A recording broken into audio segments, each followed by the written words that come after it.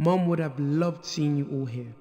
Most of you will remember her Sunday afternoon gatherings, her handing round plates of cake and saying, "Go on, finish it up or we'll be eating all week."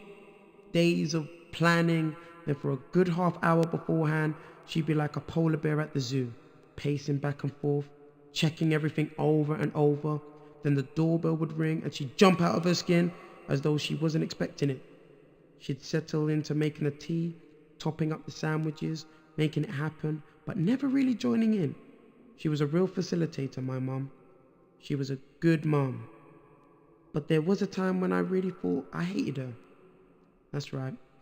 I didn't know who I wanted to be, but I knew that I didn't want to be like her. Always tired, always rushing around doing pointless things.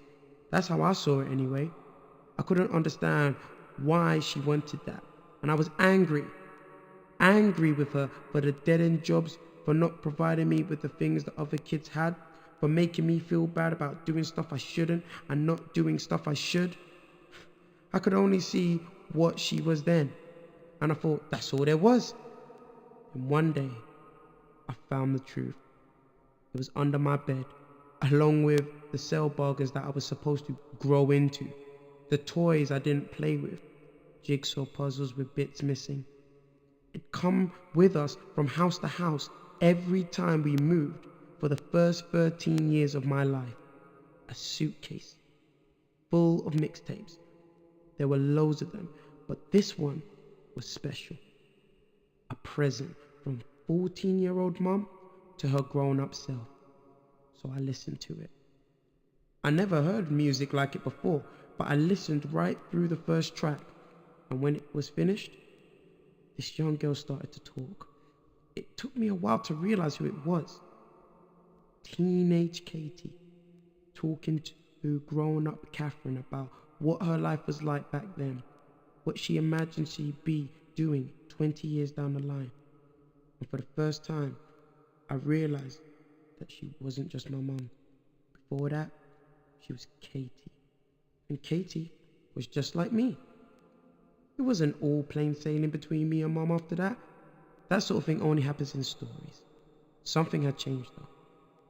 When she was tired or upset, when she let people treat her worse than they should, I'd catch a sight of little Katie looking through mum's eyes. And then I couldn't be angry anymore. My real growing up began that day.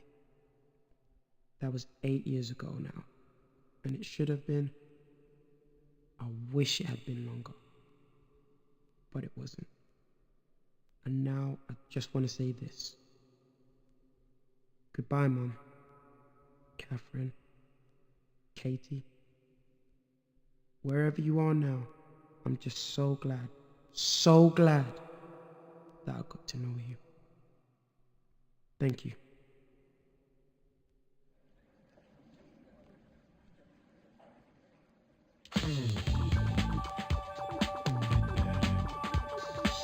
And you may find yourself living in a shotgun shack. And you may find yourself in another part of the world.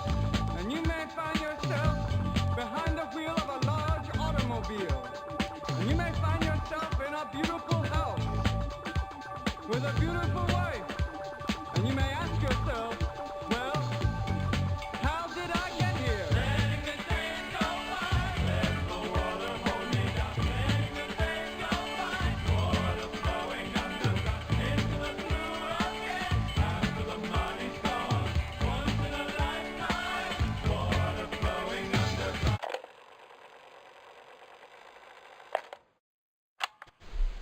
Hi Katie, it's me, Katie.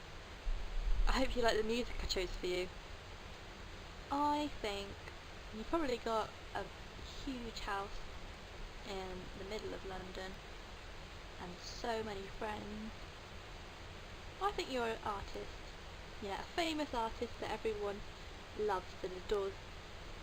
And you're probably, right now, working on a new painting that you're going to sell at one of the famous galleries in London. I don't really know the names of them because I've never been before. And you do the best parties ever.